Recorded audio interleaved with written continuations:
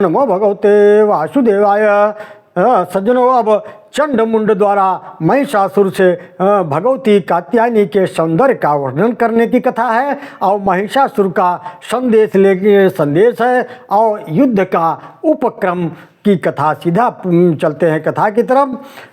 पुलस्त्य जी बोले, तस्तु ताम तत्र तदा वसन्ति कात्यायनी शैलवरस्य सिंहे अपश्यताम दानवतत्वदो चंडस्य मुंड तपस्विनीताम। पुलस जी ने कहा, उसके बाद उस श्रेष्ठ पर्वत शिखर पर निवास करने वाली तपस्विनी कात्यायनी दुर्गा को चंड और मुंड नाम के दो श्रेष्ठ दानवों ने देखा और देखते ही पर्वत से उतरकर असुर अपने घर चले गए। फिर उन दोनों दूतों ने दैत्यराज महिषासुर से निकट जाकर कहा, हे असुरेंद्र, हम लोग बिंद पर्वत पर देखे हैं कि वहाँ एक सुर सुंदरियों से अत्यंत सुंदर एक कन्या है। उस तन्वी सूक्ष्म देह वाली ने केश पास के द्वारा मेघों को, मुख मेघ के द्वारा चंद्रमा को, तीन नेत्रों द्वारा तीनों गार्ह पत्य दक्षिणाग्नि आवाहनी अग्नियों को और कंठ के द्वारा शंख को जीत लिया है। उसकी शोभा और तेज ये फीके पड़ गए हैं।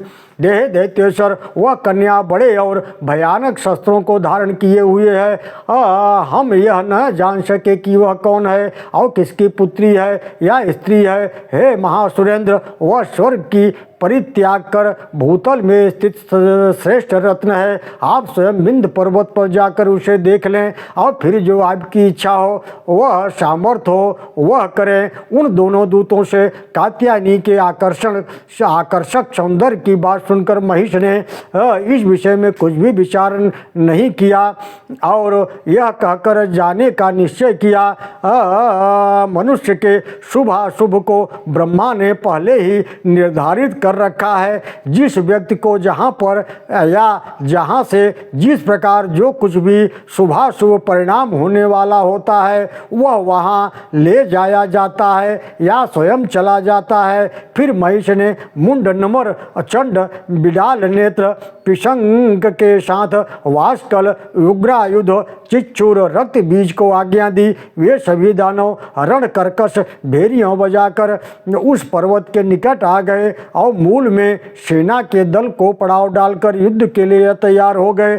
तत्पश्चात महिषासुर ने देवी के पास धौंसे की ध्वनि सी बात उच्च गंभीर ध्वनि में बोलने वाले तथा शत्रुओं के सेनाओं को समूहों का मर्दन करने वाले दानवों के सेनापति मय पुत्र दुमदुभि को भेजा। दुमदुभि ने भी देवी के पास पहुंचकर उनसे कहा, हे कुमारी, मैं महान असुर रंभ के पुत्र महिष का दूत हूँ। वह युद्ध में अद्वितीय वीर है। इस पर कात्यायनी ने दुमदुभि से कहा, दैत्येंद्र, तुम निडर होकर इधर आओ और रंभ के पुत्र ने जो वचन कहा है उसे स्वस्थ होकर ठीक ठीक कहो। यथोक्त वाक्येन दितिज शिवाय स्तंभ्यजरं भूमितले निशण्य सुखोपविष्टि परमासने च रम्भ्याजनेक्तो मुवाच वाक्यम्। दुमदुभि एवं समाज्ञापयते सुरारी स्वत्वात् देवी दैत्यो महिषासुरस्तु यथा मराहीन बला पृथिव्या भ्रमन्ति युद्धे विजिता मया ये स्वर्गं महिवायुपपाश्चवश्या पाताल मन्ये च महेश्वराद्या इंद्रोस्मि रुद्रोस्मि दिवाकरोस्मि सर्वेषु लोकेष्वधिपोस्मि बाले। दुमदुभि बोला, हे देवी, असुर महिष ने तुम्हें यह अवगत कराया है कि मेरे द्वारा युद्ध में पराजित हुए निर्बल देवता लोग पृथ्वी पर भ्रमण कर रहे हैं। स्वर्ग, पृथ्वी, वायु मार्ग, पाताल, शंकर आदि देवगण सभी मेरे वश में हैं। मैं ही इंद्र, रुद्र, सूर्य तथा सभी लोकों का स्वामी हूँ। स्वर्ग, पृथ्वी, रसातल में जीवित रहने की इच्छा वाला ऐसा कोई देव, असुर, भूत या यक्ष योद्धा नहीं हुआ जो युद्ध में मेरे सामने आ सकता हो। पृथ्वी, स्वर्ग, पाताल में जितने भी रत्न हैं, उन सबको मैंने अपने पराक्रम से जीत लिया है। अतः अबोध बालिके, तुम कन्या हो और स्त्री रत्नों में श्रेष्ठ हो। मैं तुम्हारे लिए इस पर्वत पर आया हूँ, इसलिए मुझ जगतपति को तुम स्वीकार करो। मैं तुम्हारे योग्य सर्वथा समर्थ पति हूँ। देवी देव्युवाच कुलेस्मे दीये सुरदैत्यशुल्कं कृतं हि यत्पूर्वतरैः प्रसाय यो ज्योत्यते सज्जकुलजारणाग्ने तस्याच भर्त्याभिभविष्यतीति। देवी ने कहा, हे दैत्य, पूर्वजों ने हमारे कुल में जो निर्धारित किया है उसे सुनो। वह यह है कि हमारे कुल में उत्पन्न कन्याओं को जो बल से युद्ध में जीतेगा वही उसका पति होगा। पुलस्त्युवाच इत्युक्तावचनं देव्या दुर्दुर्भिर्दानवेश्वरः गत्वा निवेदयामास महिषस्य यथा तथम। पुलस जी ने कहा, देवी की बात सुनकर दुंदुभि ने जाकर महिषासुर से इस बात को ज्यों का त्यों निवेदित कर दिया। महातेजस्वी दैत्य ने सभी दैत्यों के साथ युद्ध में देवी को पराजित कर उसका पति बनने के लिए प्रयाण किया और सरस्वती देवी से युद्ध करने की इच्छा से